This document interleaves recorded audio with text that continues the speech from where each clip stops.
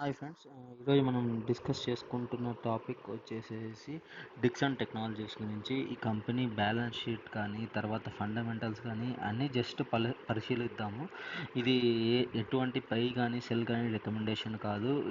నా అనాలిసిస్, నా view share చేస్తున్నాను అంతే. ఇది పబ్లిక్లో ఉండే డేటానే, నేను ఏం ఎక్స్ట్రా యాడ్ చేయట్లేదు ఇక్కడ. సో ఫస్ట్ అందరికీ నమస్కారం ఫ్రెండ్స్. ఈరోజు ఎన్ఎస్సిలో మనకి ఆల్మోస్ట్ ఒక లాస్ట్ 3-4 ఇయర్స్ నుంచి బాగా హల్చల్ అవుతున్న స్టాక్ డిక్సన్ టెక్నాలజీస్ గురించి మాట్లాడదాము. సో మొదటి ఈరోజు కరెంట్ ప్రైస్ డిక్సన్ టెక్నాలజీస్ వచ్చేసి స్టాక్ ప్రైస్ 10,000 రూపాయలు నడుస్తుంది. అండ్ నెక్స్ట్ ఎఫ్ఐ 25 ఇయర్స్కి రెవెన్యూ 38,000 క్రోర్స్ వరకు ఉంది. అండ్ ఇది ఆల్ టైమ్ హై నుంచి 44% పడింది. అండ్ ఇక్కడ డిఐఎస్ కానీ ఎఫ్ఐఎస్ కానీ కన్సిస్టెంట్గా బై చేస్తున్నారు. ప్రమోటర్స్ గత 18 నెలలుగా వాటాలు అయితే తగ్గించుకున్నారు. దాని గురించి ఇప్పుడు కొద్దిసేపులో డిస్కస్ చేద్దాము. సో ఫస్ట్ ఇక్కడ దీనికి ఇంత ర్యాలీ, ఇది ఆల్మోస్ట్ 600 రూపీస్ నుంచి 18,000 రూపీస్కి వెళ్ళింది. ఇప్పుడు మరీ 10,000కి వచ్చింది. ఇంత ర్యాలీ కారణం ఏమో చూద్దాము. ఇప్పుడు నెక్స్ట్ ఫ్యూచర్ ఏమన్నా పెరిగే అవకాశాలు ఉన్నాయా, లేకపోతే ఫండమెంటల్గా స్ట్రాంగ్ ఉందో లేదో చెక్ చేసుకుందాం. సో ఈరోజు ఫస్ట్ ఇక్కడ మనం డిస్కస్ చేసుకోవాల్సింది, మనకి ఎందుకు ఇది ఇప్పుడు నేను ఈ స్టాక్ని పిక్ చేసుకున్నాను అంటే, రీసెంట్గా మార్చి 9వ తారీఖు మనకు గవర్నమెంట్ నుంచి ఒకటి అప్రూవల్ వచ్చింది. అది ఏంటంటే మినిస్ట్రీ ఆఫ్ ఎలక్ట్రానిక్స్ నుంచి ఎంఐటి అనే ఒక చాలా ఇంపార్టెంట్ అప్రూవల్ వచ్చింది. దానివల్ల డిక్సన్లో చైనీస్ డిస్ప్లే కంపెనీస్ అయిన హెచ్కేసి ఓవర్సీస్తో మన India Dixon technologies panel manufacturing చేయడానికి జాయింట్ వెంచర్గా పెట్టుకోవడానికి అప్రూవల్ అయితే జరిగింది. ఆ ఒక్క న్యూస్తో ఆల్మోస్ట్ 13% జంప్ అయింది. ఇది ఎందుకు ఇంపార్టెంట్? డిస్ప్లే అంటే టీవీ, ఫోన్స్, స్క్రీన్స్ ఈ ఇండియాలో 100% ఇంపోర్ట్ చేస్తుంది కదా. ఇక్కడ తయారు చేసే ఇక్కడ మనకి డిక్సన్కి మార్జిన్స్ డొమెస్టికల్గా ఇంపోర్ట్ అవుతాయి. ఎందుకంటే ఇంతకుముందు మనం ఆల్మోస్ట్ ప్రతి డిస్ప్లేను మనం అక్కడి నుంచి తీసుకొస్తుంటే మనం ఇక్కడ ఇంపోర్ట్ చేసుకుంటుంటే ఇక్కడ యాడ్ చేసుకుంటుంటే, కానీ ఇప్పుడు ఈ జాయింట్ కొలాబరేషన్స్ వల్ల వీళ్ళే డెవలప్ చేసుకుంటారు. సో మార్జిన్స్ అనేవి ఆటోమేటిక్గా ఇంక్రీజ్ అయిపోతాయి. ఆ ఒక్క న్యూస్తో ఆల్మోస్ట్ 13% ఇంక్రీజ్ అయింది. నెక్స్ట్ వచ్చేసేసి ఇప్పుడు ఆల్మోస్ట్ మార్కెట్ గత నెల రోజుల నుంచి మార్కెట్ డ్రాస్టిక్గా కిందికి పడిపోతుంది. సో దాని ప్రభావమే ఈరోజు మనకి మంచి వాల్యుయేషన్స్లో దొరుకుతుందని చెప్పుకోవచ్చు. వాల్యుయేషన్స్ గురించి కూడా డిస్కస్ చేద్దాం మీరు ఇంకొద్దిసేపట్లో. ఇప్పుడు ఇది ఇండియాకి ఒక ఈఎంఐ సెక్టర్ అనేది ఒక ఎమర్జింగ్ థీమ్, మెగా ట్రెండ్ లాగా నడుస్తుంది. ఇప్పుడు ఇండియన్ మ్యానుఫ్యాక్చరింగ్ ఎలక్ట్రానిక్స్ కంపెనీకి 2030 వరకు 155 బిలియన్స్ రీచ్ అవుతుంది అని టార్గెట్స్ ఉన్నాయి. పిఎల్ఐ స్కీమ్ గవర్నమెంట్ నుంచి సపోర్టు నడుస్తుంది. ప్లస్ చైనా +1 స్ట్రాటజీ ఉంది. మేక్ ఇన్ ఇండియా పాలసీ ఉంది. తర్వాత ఇప్పుడు సెక్టార్ ప్రకారంగా టైల్మెంట్స్ కూడా ఉన్నాయి. సో ఎంటైర్ ట్రెండ్ మనకి కొద్దిగా డైరెక్ట్ బెనిఫిషియరీగానే అనిపిస్తుంది. ఎందుకంటే ఇది పిఎల్ఐసి స్కీమ్ అనేది గవర్నమెంట్ ప్రతి ఇయర్ కొద్దిగా అమౌంట్ ఇచ్చేసేసి ముందుకు నడపడానికి హెల్ప్ చేస్తుంది ఈ ఇండియా ఈఎంఎస్ సెక్టార్ని. సో నెక్స్ట్ ఈరోజు మనకి మనం ఈ ఈఎంఐ సెక్టర్ బేసిక్గా ఏం చేస్తుందంటే, మొబైల్స్ కానీ టీవీస్ కానీ, ఇప్పుడు మనం చూసే మొబైల్స్ అన్నిట్లో 84% అన్నీ వీల్ మ్యానుఫ్యాక్చరింగే ఉంటాయి. డిక్సన్ టెక్నాలజీస్ ఈ ఐటమ్స్ కానీ, మ్యానుఫ్యాక్చరింగ్ ఎలిమెంట్స్ కానీ, ఎవ్రీథింగ్ డిక్సన్ టెక్నాలజీస్ వాళ్ళు పెట్టుకుంటారు. కానీ బ్రాండింగ్ మాత్రం వేరేది ఇచ్చుకుంటారు. సింపుల్గా చెప్పాలంటే, ఇప్పుడు నేను ఒక కంపెనీ పెడుతున్నాను, దానికి కావాల్సిన ఎక్విప్మెంట్ అంతా ఇది డిక్సన్ టెక్నాలజీ ప్రొవైడ్ చేస్తుంది. ఓన్లీ బ్రాండింగ్ నేమ్ నేను పెట్టుకున్నా. అది డిక్సన్ టెక్నాలజీస్ చేసే పని. సో ఇక్కడ వీళ్ళు మొబైల్ సెక్టార్లోనే కాకుండా ఈ కన్స్యూమర్ ఎలక్ట్రానిక్స్లో కానీ, LED TVs, smart TVs, monitors ఇవన్నీ 9% రెవెన్యూ వస్తుంది. And LED bulbs, straight lights, ఇవన్నీ ఉన్నాయి. తర్వాత వాషింగ్ మిషన్, రెఫ్రిజిరేటర్స్ ఇవన్నీ ఇక్కడ నుంచి 3% రెవెన్యూ జనరేట్ అవుతుంది. సో ఓవరాల్గా మేజర్గా చెక్ చేసుకుంటే మనకి మొబైల్ సెక్టర్ నుంచి చాలా ఎక్కువ రెవెన్యూ అయితే జనరేట్ అవుతుంది. సో మనకి FY25లో ఆల్మోస్ట్ 120% ఇయర్ ఆన్ గ్రోత్ వచ్చింది. ఇది ఎక్కడి నుంచి స్టార్ట్ అయిందో కూడా చూద్దాం. ఆల్మోస్ట్ ఇప్పుడు మనం ప్రస్తుతానికైతే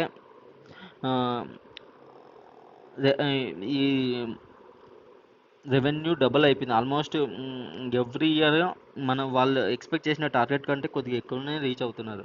సో నెట్ ప్రాఫిట్ పరంగా చూస్తే 670 క్రోర్స్ రీచ్ అయింది. And 72% year on year growth కూడా ఉంది. ప్రాఫిట్ బట్ సీజనల్గా కొన్ని కొన్ని క్వార్టర్స్లో మాత్రం డిప్ అవుతుంది. అండ్ ఇక్కడ ఎబిటా ఇది చూస్తే ఇదే మేజర్ డ్రాబ్యాక్ అని చెప్పొచ్చు డిక్సన్ టెక్నాలజీస్కి. ఈ డిక్సన్ అనే కాదు, ఆల్మోస్ట్ అన్ని ఈఎంఎస్ సెక్టార్స్కి మార్జిన్స్ అనేవి చాలా చాలా తక్కువ నడుస్తున్నాయి. సో ఇక్కడ అది ఎందుకు నడుస్తున్నాయి కూడా కొద్దిసేపులో మనం మాట్లాడుకుందాము. ఇక్కడ కాంపిటీషన్ అనేది కొద్దిగా ఎక్కువగా ఉంది. అండ్ బ్యాలెన్స్ షీట్ చెక్ చేసినా కూడా క్లీన్ బ్యాలెన్స్ షీట్గా కనిపిస్తుంది. అంటే ఎప్పుడు ప్రాఫిట్ బ్యాలెన్స్ షీట్లో అమౌంట్ అయితే ఎప్పుడు మిగులుతూనే ఉంది. సో ఆర్ఓఐ ఇన్వెస్ట్ చేసిన ఇన్వెస్టర్స్కి మినిమం 15% రిటర్న్ ఇస్తుంది లాంగ్ టర్మ్లో వ్యూ ఉండే వాళ్ళకి. క్యాష్ ఫ్లోస్ కూడా ఎప్పుడు పాజిటివ్గానే ఉన్నాయి. సో ఇక్కడ FY21లో 3,000 క్రోర్స్ రెవెన్యూ జనరేట్ చేసే కంపెనీ ఇప్పుడు 38,000 క్రోర్స్ రెవెన్యూ జనరేట్ చేస్తుంది. అంటే 13 టైమ్స్ రెవెన్యూ గ్రోత్ అనేది వచ్చేసింది. సో స్మార్ట్ ఫోన్స్ కూడా ఆల్మోస్ట్ 28 మిలియన్ స్మార్ట్ ఫోన్స్ అనేది ఇది రీసెంట్గా అమ్మింది. ఇక్కడ నుంచి ప్రొడక్షన్ అయినాయి. ఆల్మోస్ట్ 41 క్రోర్స్ రెవెన్యూ కూడా CAGR రైజ్ అయిపోయింది. స్టాక్ ప్రైస్లో కూడా మనం ఇప్పుడు చెక్ చేసుకుందాము. స్టాక్ ప్రైస్ కూడా వ్యాలిడేట్ చేసేసి పిఈ ప్రకారంగా చూస్తే ఆల్మోస్ట్ దీని యావరేజ్ పిఈ అప్పుడు 75 నుంచి 18 దగ్గరలో ఉండే పిఈ ఇప్పుడు 37 to 40 పిఈకి వచ్చేసింది. సో ఇక్కడ ఇది ఎందుకంటే ఆల్మోస్ట్ మనం గత కొన్ని రోజులుగా చూస్తున్నాం, మార్కెట్ అది చాలా పడిపోతున్న కారణం వల్లనే ఇది, అంతకుమించి ఏం లేదు. సో ఇక్కడ ఇప్పుడు ఎఫ్ఐఎస్ డిఐఎస్ పరంగా చూస్తే ప్రమోటర్లు కొద్దిగా స్టేక్ని అయితే డైల్యూట్ చేసినారు. ఆల్మోస్ట్ 5% స్టేక్ని ఒక 18 నెలల నుంచి తగ్గించుకుంటూ వస్తున్నారు. అది ఏదైనా రీజన్ అయి ఉండొచ్చు. వాళ్ళు ఈ అమౌంట్ తీసుకునేసేసి వాళ్ళ ప్రొడక్షన్ మ్యానుఫ్యాక్చరింగ్ కానీ ఏదైనా వాటి కోసం వాడుకోవచ్చు, ఏదైనా చేయొచ్చు. అండ్ ఇంటర్నల్గా జరిగేది మనం గెస్ చేయలేము. ఒకవేళ నెగిటివ్ సెంటిమెంట్ కూడా అయి ఉండొచ్చు. అది నెక్స్ట్ ఫ్యూచర్ స్కోప్ బేస్ చేసుకొని వాళ్ళు రోడ్ మ్యాప్ బేస్ చేసుకొని కూడా వాళ్ళు సెల్ చేసి ఉండొచ్చు. సో ఎఫ్ఐఎస్ పరంగా చూస్తే ఎఫ్ఐఎస్ హోల్డింగ్స్ అనేది 18.68% ఉంది. డిసెంబర్లోనే ఆల్మోస్ట్ డిసెంబర్ 2024లో 23% ఉండేది, ఇప్పుడు 18%కి వచ్చింది. అంటే 4% రెడ్యూస్ అయింది. కానీ కాంటెక్స్ట్ అర్థం చేసుకోండి, 2025లో ఎఫ్ఐఎస్ ఇండియాలో అక్రాస్ బ్రాడర్ సెల్లింగ్ చేశారు. డాలర్ స్ట్రాంగ్ అవ్వడం, యుఎస్ ఇంట్రెస్ట్స్ ఈ కారణాల వల్ల డిక్సన్ స్పెసిఫిక్ కాదు. ఇప్పుడు హెచ్కేసి జేవీ అప్రూవల్ తర్వాత ఎఫ్ఐఎస్ కొంచెం రివ్యూ చేసుకొని బై చేస్తారేమో గమనించుకోవాలి. నెక్స్ట్ డిఐఎస్ చూస్తే డిఐఎస్ 29.6% ఉంది.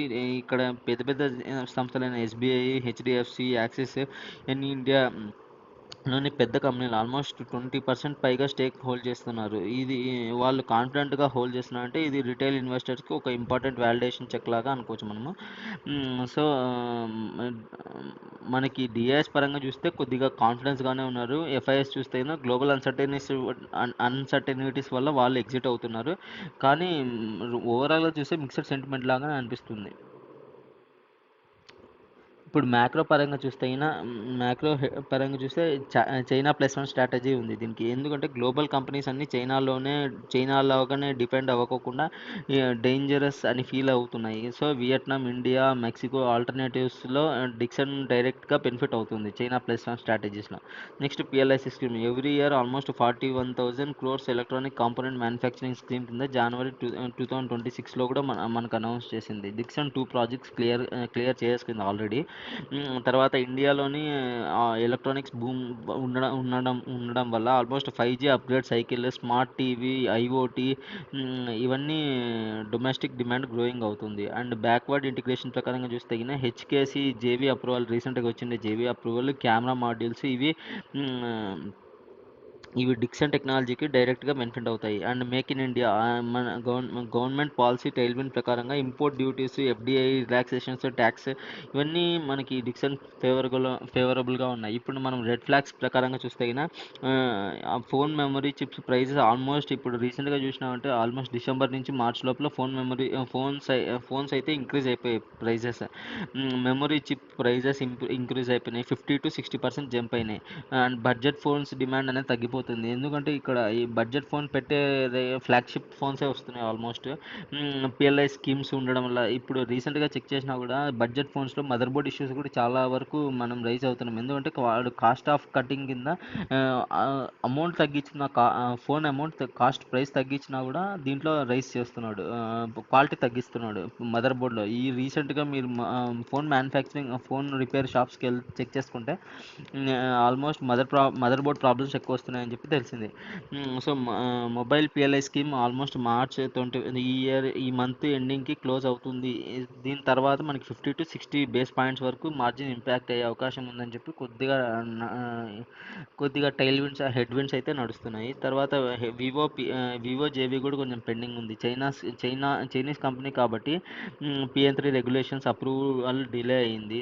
ఇది క్లియర్ అయితే మనకి 17-20 మిలియన్ ఎక్స్ట్రా డివైజెస్ యాన్యువల్గా వీళ్ళు ప్రొడక్షన్ చేసే అవకాశం ఉంటుంది. తర్వాత రూపీ డిప్రిషియేషన్, ఇంపోర్ట్స్ కాస్ట్ పెరుగుతాయి. రూపీ డిప్రిషియేషన్ వల్ల ఇంపోర్ట్స్ కాస్ట్ పెరిగిపోతాయి. ఇది డైరెక్ట్గా మార్జిన్ హిట్ అయిపోతుంది. Customer concentration almost 3-4 brands most of the Dixon revenue ఇక్కడ షామీ కానీ, మోటరోలా కానీ, శాంసంగ్ కానీ ఈ 3-4 కంపెనీస్ మాత్రమే మనకి మేజర్ రెవెన్యూ కాంట్రిబ్యూట్ చేస్తున్నట్టు తెలుస్తుంది. సో టెక్నికల్గా మనం గమనిస్తే ఆల్మోస్ట్ 9200 నుంచి 9600 వరకు స్ట్రాంగ్ సపోర్ట్ లాగా ఉంది. సో దీనికంటే కింద పడిపోతే అయినా ఫ్రెష్ సెల్లింగ్ మనం కొద్దిగా సెల్లింగ్ ప్రెజర్ మనం యాంటిసిపేట్ చేయొచ్చు. మనం రెసిస్టెన్స్ పరంగా చూస్తే అయినా 11,500 నుంచి 12,000 స్ట్రాంగ్ రెసిస్టెన్స్ అని చెప్పుకోవచ్చు. ఎప్పుడైతే ఇది క్రాస్ అవుతుందో కొద్దిగా అప్ ట్రెండ్ మనం గమనించుకోవచ్చు. Almost last year September 2025 3-4 months back ఇది ఆల్ టైమ్ హైక్ కూడా టచ్ చేసింది 18,000 రూపీస్. ఇప్పుడు గమనించినట్లయితే యాక్చువల్గా అదే మంత్ 15 డేస్ బిఫోర్ మన మోతిలాల్ మిడ్ క్యాప్ ఫండ్స్ వాళ్ళు ఎగ్జిట్ అయిపోయారు దాని నుంచి. సో పెద్ద ఇన్స్టిట్యూషన్స్కి అన్నీ తెలుస్తుంది. మన రిటైల్ ఇన్వెస్టర్స్ ఆల్వేస్ ఇరుక్కుపోతారు ఇట్లాంటి ఎప్పుడైనా కానీ ఇట్లాంటి న్యూస్ వచ్చినప్పుడు.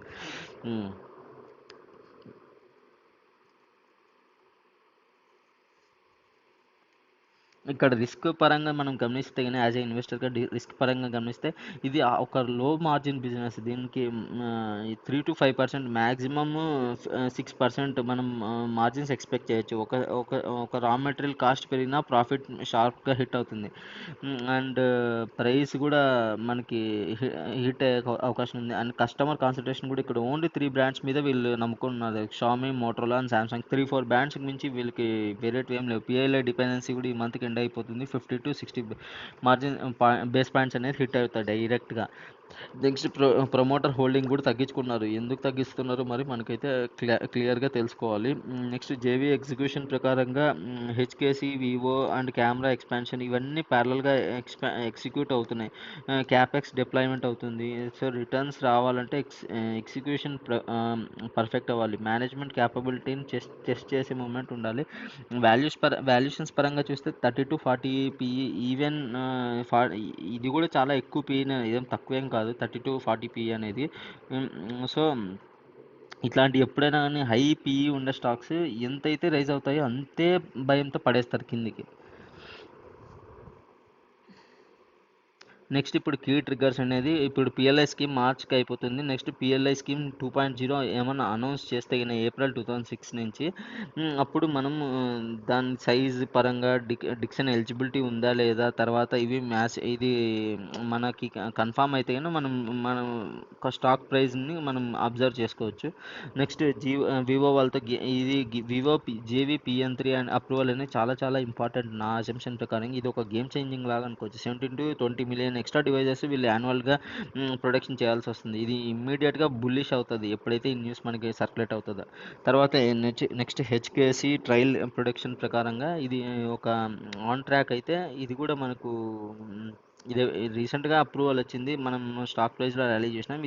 ఇది మనకి ఫాస్ట్గా మనకి జరిగిపోయినా అంటే ఇంకా కొద్దిగా మనం అప్ ట్రెండ్ అయితే యాంటిసిపేట్ చేయొచ్చు. నెక్స్ట్ క్వార్టర్ రిజల్ట్స్ మే 2026 తర్వాత మనకు వచ్చే రిజల్ట్స్ బేస్ చేసుకొని వచ్చేసి మనం ఇన్వెస్ట్మెంట్ డిసిషన్స్ కానీ ఏం తీసుకోవాలన్నా తీసుకోవచ్చు. అంతవరకు మనం ఎటువంటి డిసిషన్స్ తీసుకోవడానికి లేదు. అండ్ ఇప్పుడు రెడ్ ఫ్లాగ్స్ ప్రకారంగా చూస్తే కానీ ప్రమోటర్స్ ఎందుకు తగ్గించుకున్నారు 25% కిందికి వెళ్ళిపోయింది. యాక్చువల్గా ఆల్మోస్ట్ ఎవ్రీ స్టాండర్డ్ కంపెనీ మనం చెక్ చేస్తే 60-70% ప్రమోటర్ హోల్డింగ్ ఉండడం అనేది సేఫెస్ట్. కానీ ఇక్కడ చూస్తే 30% ఉంది. ఇది చాలా పెద్ద రెడ్ ఫ్లాగ్ లాగా గమనించుకోవచ్చు. మొబైల్ వాల్యూమ్స్ మొబైల్ వాల్యూమ్స్ ప్రకారంగా చూస్తే లాస్ట్ 2 క్వార్టర్స్ నుంచి మనకి డిక్లేర్ అవుతూనే ఉంది. స్ట్రక్చరల్‌గా వీక్‌నెస్ ఉంది. అంటే మొబైల్స్ కొనడమే కొద్దిగా తగ్గించినారు లాస్ట్ 2 క్వార్టర్స్ నుంచి. అండ్ తర్వాత రెవెన్యూ రీవాంప్ కూడా కొద్దిగా జరుగుతుంది. అండ్ కస్టమర్స్ కూడా కీ కస్టమర్స్ కూడా ఎగ్జిట్ అవుతున్నారనే న్యూస్ సర్క్యులేట్ అవుతుంది. అది ఎంత మాత్రం నిజమో తెలియదు. మనం రివాల్యుయేట్ చేసుకోవాలి ఇది. హ్మ్. తర్వాత ఇక్కడ మనకేమంటే లో మార్జిన్ బిజినెస్ కాబట్టి హై పీఈ వచ్చే ఛాన్సెస్ చాలా ఎక్కువుంటాయి. అండ్ ఈవెన్ కొద్దిగా రైజ్ అయినా కూడా స్టాక్ ప్రైస్ పీఈ అనేది అమాంతం పెరిగిపోతుంది. ఎందుకంటే మార్జిన్స్ తక్కువున్నాయి కాబట్టి. ఇది 3.9 అంటే గిన చాలా చాలా తక్కువ పీఈ అసలు. హ్మ్. సో, ఇప్పుడు మనం డిక్సన్‌లో మనకు India's biggest contract electronic manufacturing 38,600 crores revenue ఉంది. So 28 million smart phones every year production చేస్తుంది. బిజినెస్ పవర్ఫుల్గానే ఉంది. మార్జిన్స్ కొద్దిగా తక్కువగానే ఉన్నాయి. కానీ బ్యాక్వర్డ్ ఇంటిగ్రేషన్ ఉంది. తర్వాత హెచ్కేసీ అప్రూవల్ రీసెంట్గా స్టార్ట్ అయింది. అది ఫ్యూచర్ అనలిస్ట్ ప్రకారంగా కొద్దిగా ఇది FY 2028 వరకు ఇది బాగా అవుతుంది, దీనివల్ల యూజ్ అవుతుంది అని చెప్పి. నెక్స్ట్ వివో వాళ్ళతో జాయింట్ స్కీమ్ తొందరలో ఉంది. సో ఈ 3 ట్రిగ్గర్ పాయింట్స్ మనకి వచ్చినాయంటే గిన మనకి ఇంకా కొద్దిగా మనం ర్యాలీ యాంటిసిపేట్ చేయొచ్చు. సో ఇది అండి, యాక్చువల్గా నేను ఇది నా అనాలిసిస్ షేర్ చేసిన, నా వ్యూ షేర్ చేసిన. మీరు ఎటువంటి ఇన్వెస్ట్మెంట్ డెసిషన్స్ తీసుకున్నా మీ ఫైనాన్షియల్ అడ్వైజర్ని కన్సల్ట్ అవ్వండి. సో ఇప్పుడు మనం డిక్సన్ టెక్నాలజీస్ పరంగా మనం చూస్తే ఆల్మోస్ట్ స్టాక్ ప్రైస్ వచ్చేసేసి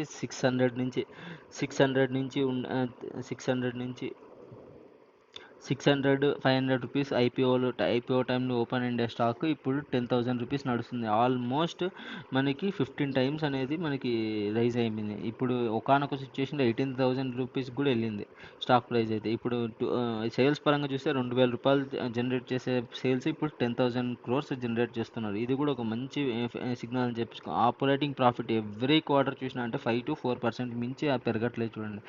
సో ఇది రైజ్ అయితే మనకి మనం డిక్సన్ టెక్నాలజీ పరంగా మనం ఇన్వెస్ట్మెంట్ డెసిషన్ అనేది చెక్ చేసుకునేసి ఒకసారి రివ్యూ చేసుకొని మనం డెసిషన్ తీసుకోవచ్చు. ఇంకా నెట్ ప్రాఫిట్ కూడా 52 నుంచి 324కి వెళ్ళిపోయింది. సో క్యాష్ ఫ్లోస్ కూడా ఆల్వేస్ పాజిటివ్గానే ఉన్నాయి. సో ఫిక్స్డ్ అసెట్ బాగా పెంచుకున్నాను. నేను ఎప్పుడే చెప్తుంటాను, ఫిక్స్డ్ అసెట్ ఏ కంపెనీకి అయితే ఇంప్రూవ్ అవుతూ ఉంటాయో అది అది ఒక బేస్ అనేది ఫామ్ చేసుకుంటుంది. తొందరలో రైజ్ అయ్యే అవకాశాలు ఉన్నాయని అర్థం. అండ్ ప్రమోటర్స్ పరంగా చూస్తే 34% ఉండే స్టేక్ ఇప్పుడు 28% చేసుకున్నారు. 5% ఆల్మోస్ట్ తగ్గించుకున్నారు. డిఐఎస్ 12% ఉండే స్టాక్ పెంచుకున్నారు 18%కి. అండ్